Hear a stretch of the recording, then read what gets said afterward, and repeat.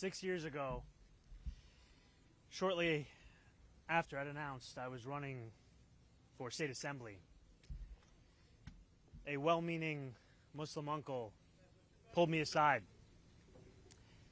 He smiled softly and looked at me with care.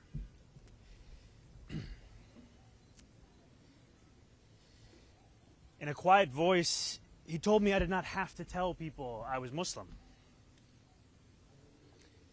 His eyes kind, his beard proud, and his face heavy with the implications of the unsaid. I had not learned the lesson that he had been taught time and again. It is the lesson that safety could only be found in the shadows of our city. That it is in those shadows alone where Muslims could embrace their full identities. And that if we were to emerge from those shadows, that it is in those shadows that we must leave our faith.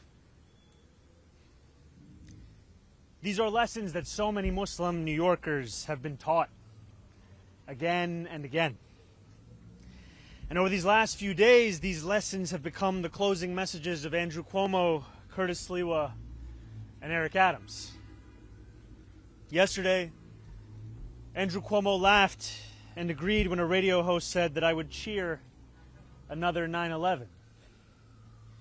Yesterday, Eric Adams said that we can't let our city become Europe. He compared me to violent extremists. And he lied again and again when he said that our movement seeks to burn churches and destroy communities. The day before that, Curtis Lewa slandered me from the debate stage when he claimed that I support global jihad. And every day, Super PAC ads imply that I am a terrorist or mock the way I eat. Push polls that ask New Yorkers questions like whether they support invented proposals to make halal food mandatory, or political cartoons that represent my candidacy as an airplane hurtling towards the World Trade Center. But I do not want to use this moment to speak to them any further. I want to use this moment to speak to the Muslims of New York City.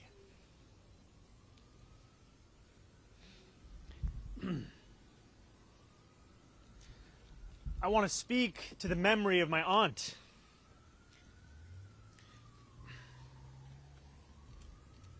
who stopped taking the subway after September 11th because she did not feel safe in her hijab. I want to speak to the Muslim who works for our city, whether they teach in our schools or walk the beat for the NYPD. New Yorkers who all make daily sacrifices for the city they call home, only to see their leaders spit in their face. I want to speak to every child who grows up here, marked as the other, who is randomly selected in a way that never quite feels random, who feels that they carry a stain that can never be cleaned. Growing up in the shadow of 9/11, I have known what it means to live with an undercurrent of suspicion in this city. I will always remember the disdain that I faced, the way that my name could immediately become Muhammad, and how I could return to my city only to be asked in a double-mirrored room at the airport if I had any plan on attacking it. And since I was very young, I've also known that I was spared the worst of it. I was never pressured to be an informant, like a classmate of mine. I've never had the word terrorist spray-painted on my garage, as one of my staff had to endure. My mosque has never been set on fire. To be Muslim in New York is to expect indignity. But indignity does not make us distinct. There are many New Yorkers who face it. It is the tolerance of that indignity that does. Since I announced my candidacy for mayor 1 year ago yesterday, I have sought to be the candidate fighting for every single New Yorker, not simply the Muslim candidate. I've carried these indignities with me each moment of this race, doing so all the while as the first major Muslim candidate in the history of our city. I thought that if I could build a campaign of universality. I could define myself as the leader I aspire to be, one representing every New Yorker, no matter their skin color or religion, no matter where they were born. I thought that if I worked hard enough, it would allow me to be that leader. And I thought that if I behaved well enough, or bit my tongue enough in the face of racist, baseless attacks, all while returning back to my central message, it would allow me to be more than just my faith. I was wrong. No amount of redirection is ever enough.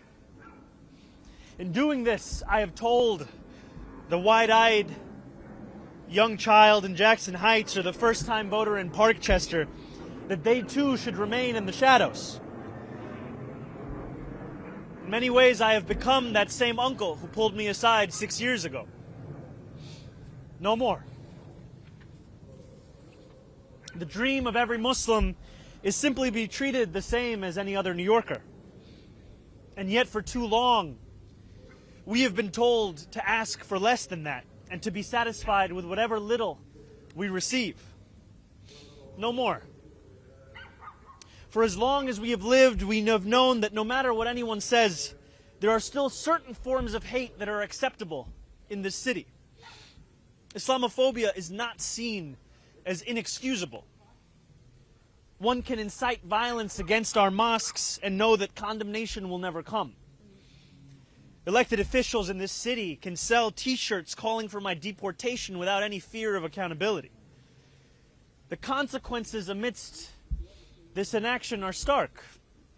More than 1 million Muslims in this city existing all while being made to feel as if we are guests in our own home. No more. We stand on the precipice of an election, but that is not what today is about. We know that in less than 2 weeks we will say goodbye to a disgraced former governor and our current indicted mayor. The bigger question is whether we are willing to say goodbye to something much larger than either of these two men. It is whether we are willing to say goodbye to anti-Muslim sentiment that has grown so endemic in our city that when we hear it, we know not whether the words were spoken by a Republican or a Democrat. We know only that it was spoken in the language of politics of this city. In an era of ever-diminishing bipartisanship, it seems that Islamophobia has emerged as one of the few areas of agreement. And while I appreciate all who have rushed to my defense over these past few days, I think of those Muslims in this city who do not have the luxury of being the Democratic nominee, who do not have the luxury of being deemed worthy of solidarity. While my opponents in this race have brought hatred to the forefront, this is just a glimpse of what so many have to endure every day across this city. And while it would be easy for us to say that this is not who we are as a city, we know the truth. This is who we have allowed ourselves to become. And a question lies before each of us. Will we continue to accept a narrow definition of what it means to be a New Yorker that makes smaller every day the number of those guaranteed a life of dignity? Will we remain in the shadows, or will we together step into the light? There are 12 days remaining until Election Day. I will be a Muslim man in New York City each of those 12 days and every day that follows after that. I will not change who I am, how I eat, or the faith that I am proud to call my own. But there is one thing that I will change. I will no longer look for myself in the shadows. I will find myself in the light. Thank you very much.